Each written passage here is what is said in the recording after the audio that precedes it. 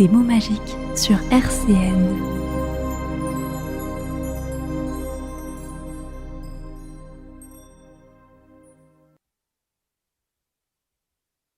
Commencez par porter votre attention sur la pièce dans laquelle vous vous trouvez aujourd'hui. Une pièce peut-être ou un extérieur que vous connaissez très très bien. Ou peut-être est-ce la première fois que vous vous retrouvez à l'intérieur. Portez son attention sur la luminosité autour de soi, sur les éléments qui composent cette pièce.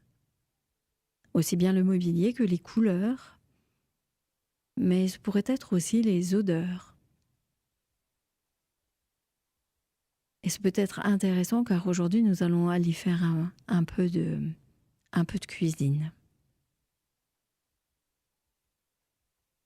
Les odeurs, les ressentis, le toucher peut-être de certains tissus à proximité de vous. C'est porter un nouveau regard sur cet endroit. Un regard curieux et intéressé. Avec tous ses sens.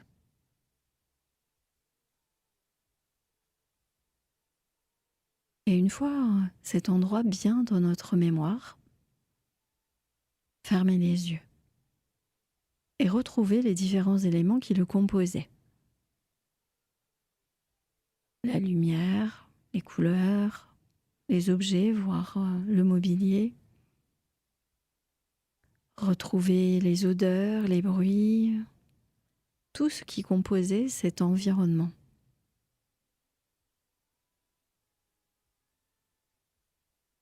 Puis portez votre attention sur votre respiration. Une respiration calme et tranquille. Que vous instaurez à votre rythme à vous. Un rythme totalement libre. Un rythme agréable. Sans réflexion. Écoutez quelques secondes les bruits autour de soi. Bruits de tous les jours. Bruits du quotidien. Et peut-être même que certains bruits viendront au cours de la séance. C'est se dire que l'on restera concentré sur la voix, finalement, tous les autres n'ont aucune importance. Et puis peut-être parfois la voix, nous pourrons la laisser de la même façon pour laisser notre inconscient faire ce qu'il a à faire, voire ne rien faire. Et instaurer la détente sur tous les muscles de tout notre corps. Aussi bien de la tête que des bras, que le ventre, le thorax, et toute la partie inférieure de notre corps. C'est laisser notre corps progressivement aller à la détente, avec toutes les sensations qui apparaissent avec cette détente qui s'installe progressivement. Sensation de légèreté, d'apesanteur, de lourdeur parfois, ou de chaleur. C'est laisser toutes ces sensations faire ce qu'elles doivent faire. Tranquillement.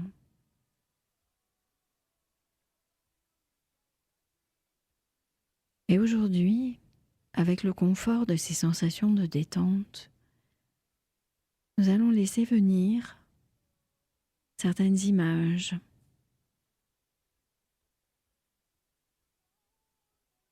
Et l'image d'aujourd'hui serait celle d'une cuisine. Une cuisine qui pourrait ressembler à votre cuisine ou peut-être une autre cuisine. Peut-être auriez-vous aujourd'hui d'aller dans la cuisine d'un grand chef, en imaginant peut-être comment seraient les lieux. Vous avez la totale liberté d'aller inventer un environnement, celui d'une cuisine. On pourrait pousser la porte et Imaginez comment vous aimeriez que cette cuisine soit organisée. Si c'est la vôtre, vous la connaissez par cœur. Vous savez exactement où chaque chose se situe.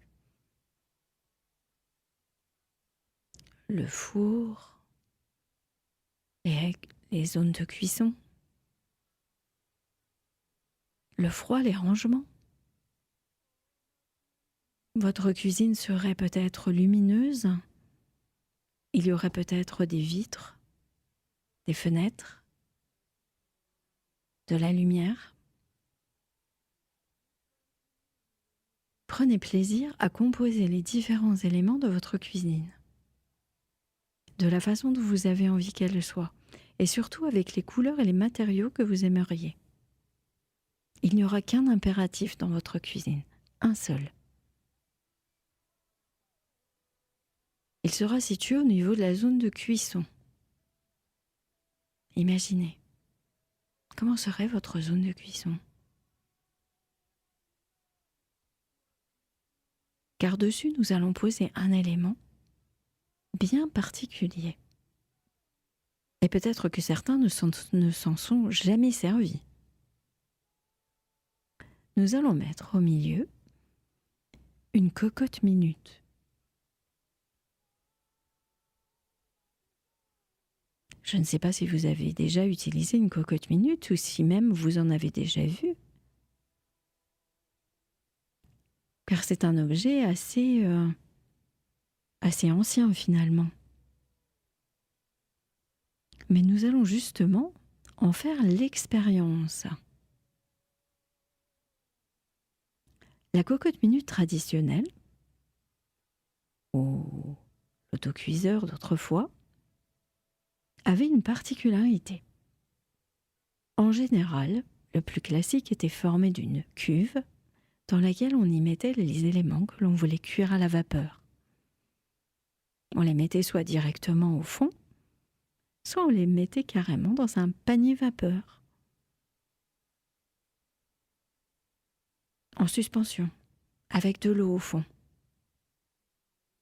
Puis on refermait le couvercle. Il y avait même une sorte de bruit métallique intéressant, avec au-dessus une poignée que l'on pouvait serrer. En serrant la poignée, on s'apercevait que descendaient des bras métalliques qui permettaient de refermer complètement la zone de chauffe.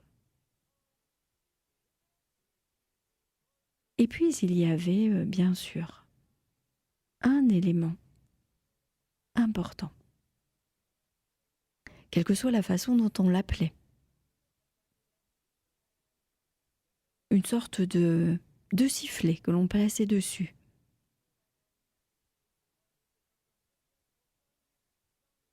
Il était capital de le mettre, tout simplement parce que s'il n'était pas mis, d'une part, la vapeur se serait échappée complètement,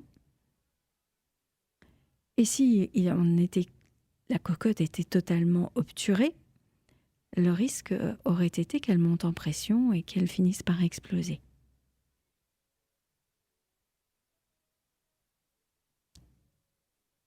Et là, c'est très intéressant de se dire que ce type de cocotte minute pourrait nous rappeler certaines situations.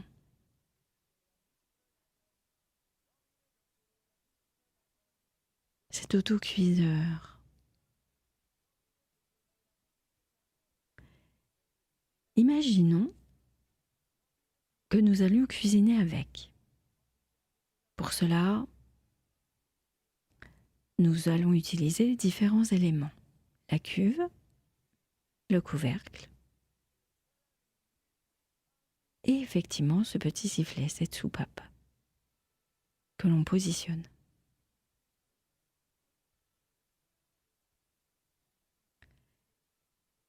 À l'intérieur, nous n'allons pas y positionner des légumes ou toute autre chose. Nous allons mettre dans le panier vapeur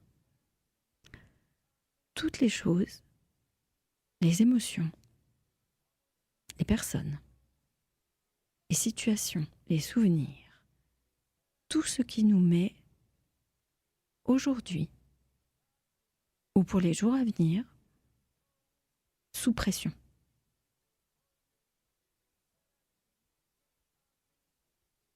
Nous allons prendre le temps de détailler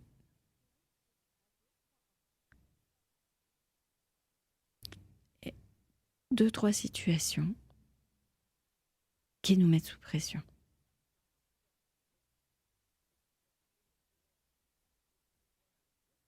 Que ce soit lié à une personne, des éléments liés au travail, à la famille, à notre entourage, tout ce qui peut nous mettre sous pression. Et nous allons faire comme si chacun allait dans le panier vapeur. Imaginez ce panier sous forme d'un léger panier métallique, en inox, avec une petite partie que l'on peut soulever. Et à l'intérieur, y mettre 2 ou 3 choses qui sont vraiment, là maintenant, les éléments qui nous mettent sous pression. Puis nous allons disposer le panier vapeur avec, bien sûr, un peu d'eau au fond de la cuve.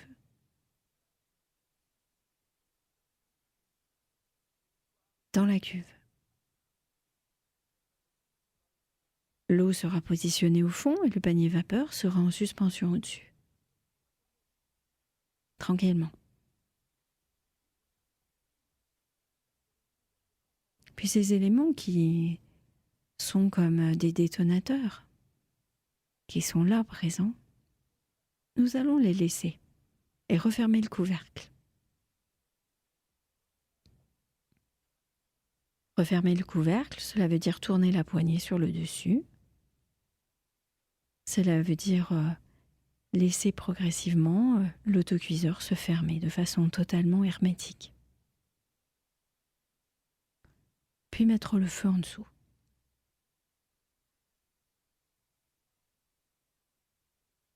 Et imaginez. Imaginez ces éléments qui sont capables de nous faire monter en pression. Imaginez la vapeur monter à l'intérieur de la cocotte. Monter comme nos émotions montent, comme nous savons les ressentir, comme elles s'expriment dans notre corps lorsque l'on met le feu en dessous.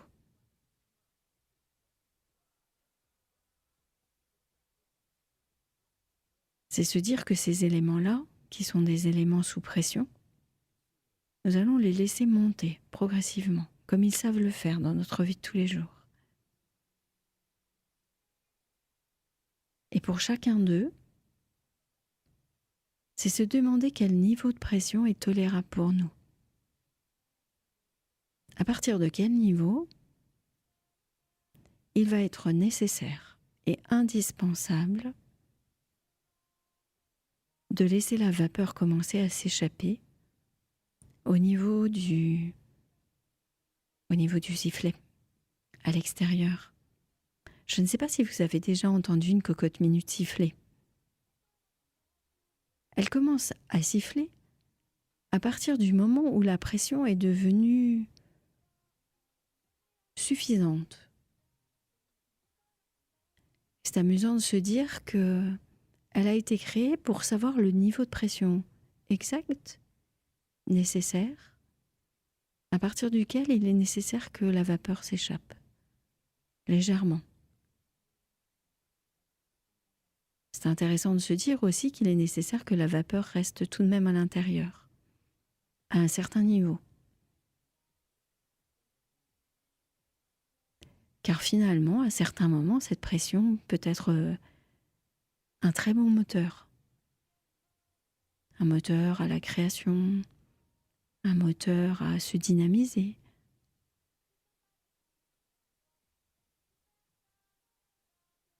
Mais qu'au-delà d'un certain niveau, elle dépasse nos compétences, elle dépasse nos capacités d'adaptation, qui sont différentes d'une personne à l'autre. Mais aussi en fonction de certains moments. Il est intéressant de se dire que parfois nous sommes capables de gérer un haut niveau de pression et à d'autres moments pas du tout.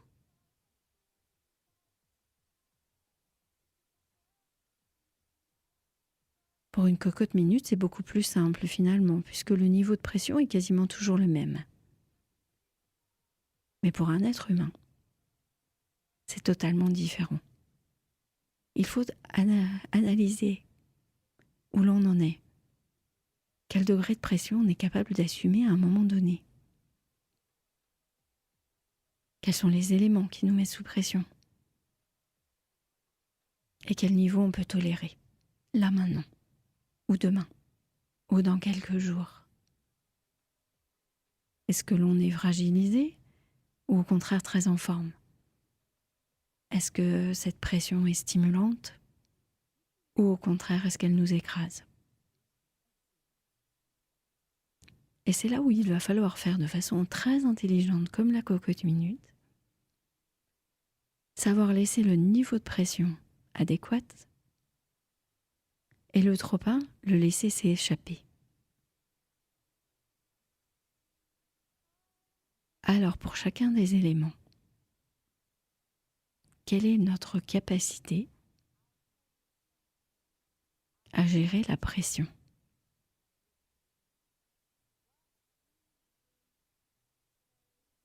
À partir de quand faudra-t-il laisser le sifflet tourner? Pour une cocotte minute, laissez tourner ce sifflet qui va permettre à la vapeur de s'échapper de façon adéquate.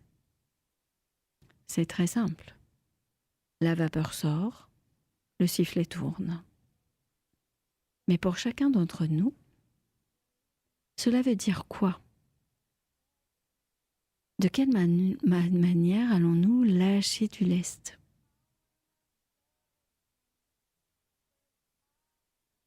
Comment allons-nous faire pour faire baisser la pression? En fonction de la situation que nous avons identifiée. La personne, les situations, les souvenirs, les éléments, les émotions qui sont à l'intérieur. Comment allons-nous les laisser au juste niveau? Et qu'allons-nous faire pour faire tourner et échapper la vapeur? Ce peut être des choses extrêmement variées et très personnelles d'une personne à l'autre. Parfois, pour certains, il faudra lâcher du lest en allant faire une activité sportive, enfin, en créant, en se reposant.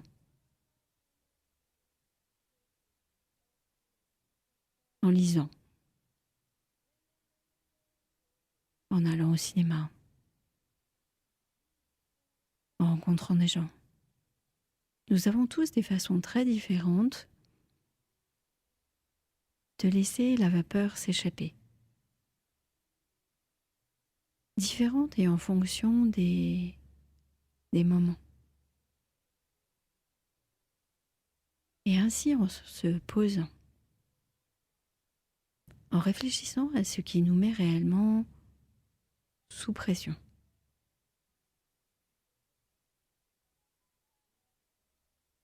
En se posant la question du niveau de pression que nous sommes capables d'assumer à un moment donné, qui peut être très différent d'un moment à l'autre. Et en reposant bien la situation, cela nous permet effectivement de dégager des solutions qui nous permettent de maintenir un niveau de pression adéquat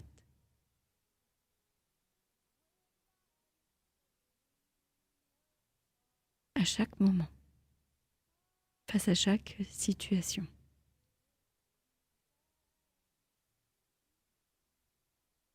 Et de la même façon, lorsque l'on commence à voir que le niveau de pression est trop élevé, il serait intéressant de repenser à ce sifflet que l'on mettait sur le dessus de chaque cocotte minute. Il était important qu'il siffle, comme un signal. Et parfois, je ne sais pas si vous avez déjà remarqué, mais l'on a une facilité déconcertante à ne pas entendre. À ne pas entendre les signaux de pression.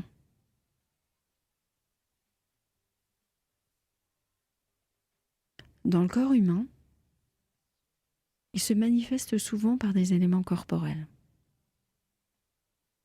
ou psychiques.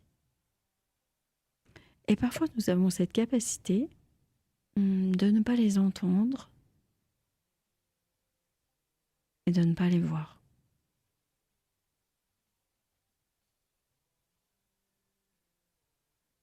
De ne pas en parler.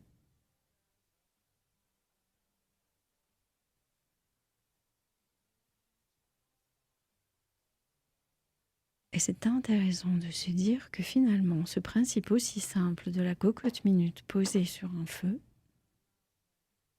pourrait nous servir de la même façon à analyser nos épisodes de pression.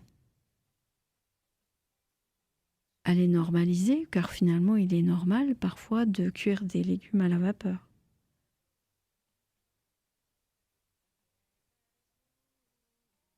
Mais parfois il ne faut pas oublier de ne pas les cuire de trop, faire exploser les cocottes. Et qu'il est capital de laisser s'échapper la vapeur, tranquillement. En trouvant pour chacun la bonne mesure, le bon moment et les bonnes actions.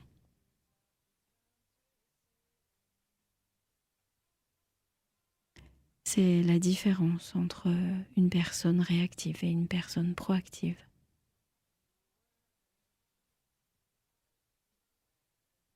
Et le cuisinier est plutôt proactif.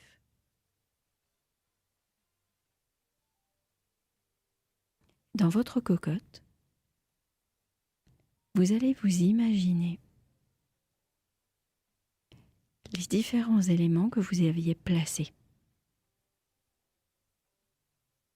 Avec la température, ils ont pu monter en pression. Mais comme vous avez su mettre la soupape d'échappement de la vapeur, dont vous pourriez très bien entendre le sifflement pour ceux qui ont eu l'habitude de l'entendre dans les cuisines. Lorsque vous allez progressivement déverrouiller la cocotte, en faisant bien attention, car de la vapeur s'échappe encore lorsque l'on bouge le couvercle. Une fois le couvercle ouvert, vous allez pouvoir y retrouver les éléments que vous y aviez placés. Ces 3 éléments, ces 2-3 éléments qui vous mettent sous tension en ce moment.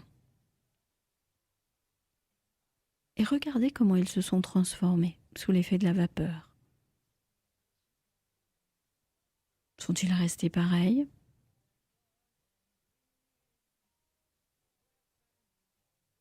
Sont-ils différents ?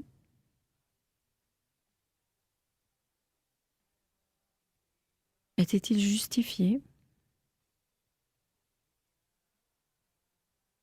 Ou comment a-t-on pris la décision de les gérer ? Sans trop plein.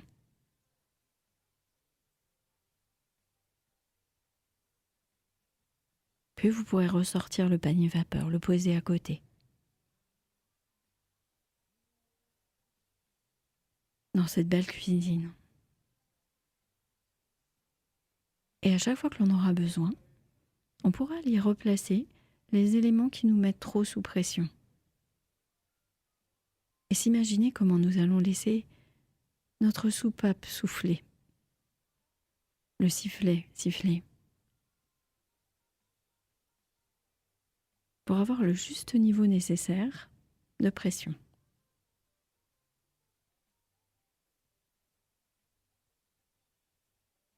Puis nous pourrons éteindre le feu poser notre cocotte sur le plan de travail.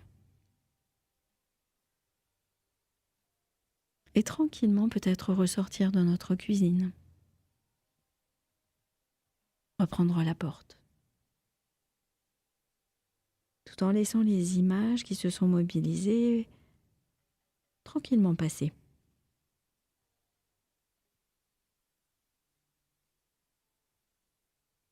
Revenir dans ses sensations corporelles, sa respiration. Bien respirer amplement.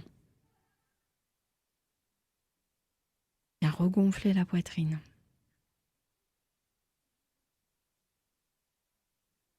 Respirez pleinement et rebouger peut-être les chevilles, les poignets, les mains, les doigts. Les jambes de la même façon. Peut-être hausser, descendre les épaules, bouger la nuque. Et tout en respirant bien profondément, à un moment, ouvrir les yeux.